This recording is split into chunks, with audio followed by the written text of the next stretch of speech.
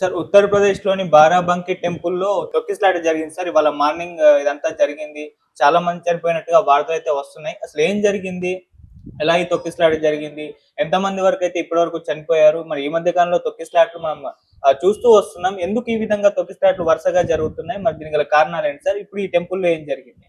మొన్న ఆదివారం హరిద్వార్‌లో ఒక ఆహ్, తొక్కిసలాట జరిగింది. అది ఎక్కడంటే శివాలిక్ కొండల్లో 500 అడుగుల ఎత్తులో మానసాదేవి టెంపుల్ ఉంటది. దానికి మెట్ల దారి గుండా కొన్ని వందల మంది ఎళ్తున్నప్పుడు కింద మెట్ల దారి దగ్గర కరెంటు ప్రాబ్లమ్ వచ్చి అది లీక్ అయిపోయింది కరెంట్ అని, షాకులు కొడుతున్నాయని వార్త వైరల్ అవ్వడంతో జనమంతా విపరీతంగా తొక్కిసలాడుకొని దాదాపు 8 మంది భక్తులు చనిపోయారు. అది మరవక ముందే అంటే నిన్న జరిగితే ఈరోజు ఇక్కడ ఇది గూడా ఉత్తరప్రదేశ్‌లోనే హైదర్‌గర్ బారాబంక్ జిల్లా.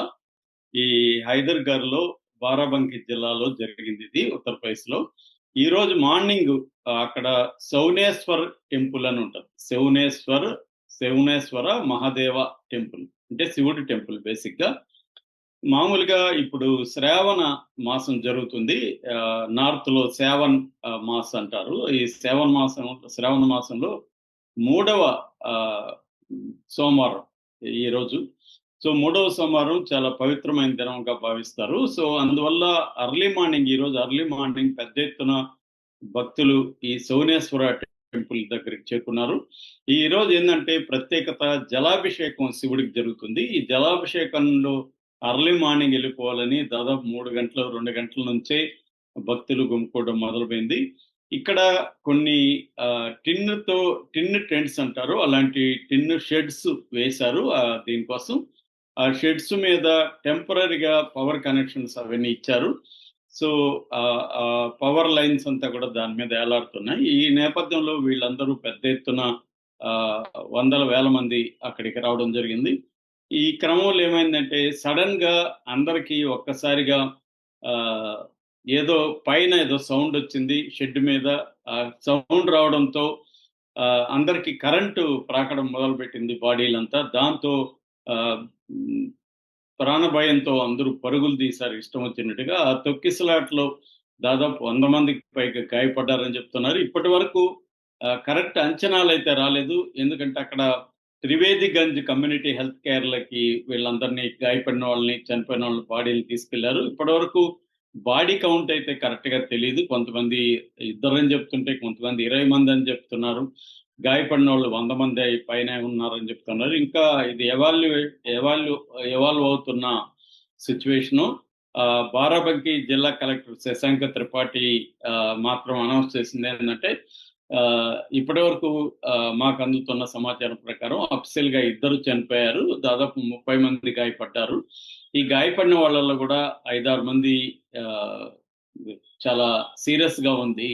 క్రిటికల్‌గా ఉంది వాళ్ళ కండిషన్ అనేది ఆయన అనౌన్స్ చేశాడు. దీనికి సంబంధించి ఆహ్, హెల్ప్ లైన్ గూడా ఏర్పాటు చేశారు. అట్లాగే నేషనల్ డిజాస్టర్ రిలీఫ్ ఫోర్స్ వీళ్ళందరూ గూడా రంగంలోకి దిగారు. వాళ్ళు ఆహ్, స సహాయక కార్యక్రమాలైతే చేస్తున్నట్టుగా చెప్పారు. ఇప్పటివరకు ప్రాథమిక విచారణలో ఈ ప్రమాదానికి కారణం ఏమంటే, ఈ వైర్లు ఉండడం, ఇది అడవి దగ్గరగా ఉండడం వల్ల కోతులు అక్కడ పెద్ద ఎత్తునొచ్చి, కోతులు వైర్ల మీద పడడం వల్ల ఆ వైర్లు తెగిపోయి, ఆ షెడ్‌లోకి కరెంటు వ్యాపించింది అనేది ఇప్పటివరకు వస్తున్న ప్రాథమిక సమాచారం. దానివల్ల అక్కడ గుమికూడి కిక్కిరిసి ఉన్నారు. క్రౌడ్ మేనేజ్‌మెంట్ సరిగా లేదు. అంటే గ్యాప్ లేదు జనాలకి. ఒక్కసారిగా వచ్చేసారు. దానివల్ల కరెంటు ఒకరి నుంచి ఒకరికి వాళ్ళు పట్టుకో దగ్గరగా ఉన్నారు కాబట్టి ఒకరికొస్తే ఇంకొకరికొచ్చినట్టే. అలాగ వాళ్ళకు పానిక్ అయిపోయి పరిగెలెత్తి చనిపోయారు. ఎక్కువగా ఆడవాళ్ళు, పిల్లలకు గాయాలు ఎక్కువ తగిలినట్టుగా తెలుస్తుంది. సో, దీని గురించయితే ఇంకా డీటెయిల్స్ రావాల్సి ఉంది. మనకి నార్త్ ఇండియాలో ఇలాంటి తొక్కిసలాట్లు ఎక్కువగా మనం చూస్తుంటాం. సౌత్ ఇండియాలో కూడా ఆ మధ్య ఆంధ్రాలో చూసాము. 2015లో గోదావరి పుష్కరాలప్పుడు 27 మంది చనిపోయారు. ఆ తర్వాత తిరుపతిలో ఈ ఇయర్‌లోనే తిరుపతిలో గూడా 6 మంది చనిపోయారు. 40 మంది గాయపడ్డారు. తిరుపతిలో గూడా ఒక క్యూలో తొక్కిసలాట జరిగింది. ఆహ్, ఇది ఏందంటే మొన్న హత్రాస్ ఉత్తరప్రదేశ్‌లో అది ఇంకా జూలైలో జరిగింది 2024లో. దాదాపు 120 మంది చనిపోయారక్కడ. సో, అట్లాగే ఇంకా మనం కుంభమేళాలో కూడా చూసాం. మహామౌని అమావాస్య రోజు కుంభమేళాలో జరిగింది. అక్కడ గవర్నమెంట్ 30 మంది అంటారు గానీ, అది అన్‌అఫిషియల్‌గా దాదాపు 100 మందికి పైన అక్కడ కూడా చనిపోయినట్టు లెక్కలు ఉన్నాయి. అట్లాగే పొలిటికల్‌గా కూడా మన ఆంధ్రప్రదేశ్‌లో చూసాము. చంద్రబాబు సభలు పెట్టినప్పుడు కందుకూరులో 8 మంది చనిపోయారు. గుంటూరులో ముగ్గురు చనిపోయారు. సో, పొలిటికల్ ర్యాలీస్‌లో ఇది చనిపోవడం కనపడతా ఉంది.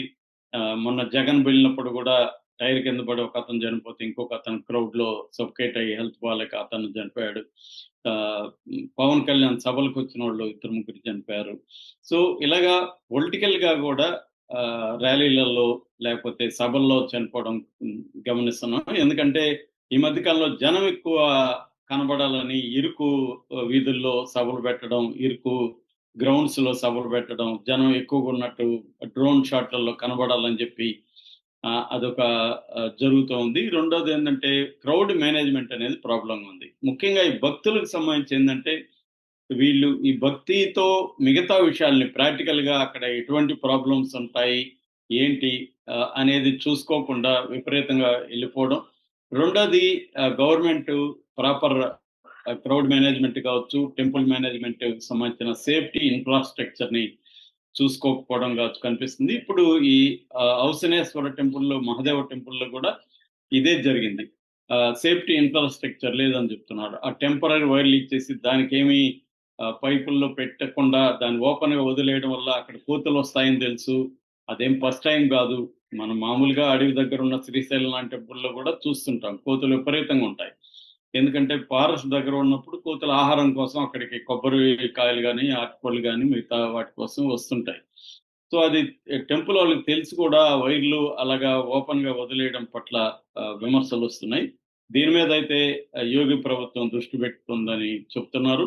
సో, ఆల్రెడీ హత్రాస్‌లో జరగడం, మొన్ననే నిన్ననే శివాలిక్ కొండల్లో హరిద్వార్ అది జరిగింది. సో, ఇక్కడంతా గూడా నార్త్ ఇండియాలో మనకి భక్తి వ్యవహారం గూడా ఎక్కువుంటది. అక్కడ అనేక బాబా ఆశ్రమాల్లో గూడా ఇలాంటి తొక్కిసలాటల్లో గతంలో గూడా చనిపోయారు. సో, దీని మీదయితే చాలా విమర్శలొస్తున్నాయి మొత్తంగా. సో, మన కుంభమేళాలు గూడా బ్రహ్మాండంగా చేసినప్పటికీ 50-70 కోట్ల మంది రావడం వల్ల కూడా అక్కడ జరిగాయి. సో, ఇక్కడైతే ఇప్పుడు ఈ మహాదేవ్ టెంపుల్‌కి సంబంధించయితే దీని మీద విచారణకు ఆదేశించామని కలెక్టర్ శశాంక్ త్రిపాఠి చెప్తున్నారు. సో, ఇంకా వివరాలయితే రావాల్సుంది. నిజంగానే 100 మంది చనిపోయారా? లేకపోతే వాళ్ళు చెప్తున్నట్టు గవర్నమెంట్ చెప్తున్నట్టు 2-10 మంది వరకు చనిపోయారా? ఏందనేది ఇంకా తెలియడానికి మనకి ఈరోజు ఈవెనింగ్ గాని ఒక క్లారిటీ వచ్చే అవకాశం ఉంది. Okay sir. Thank you so much.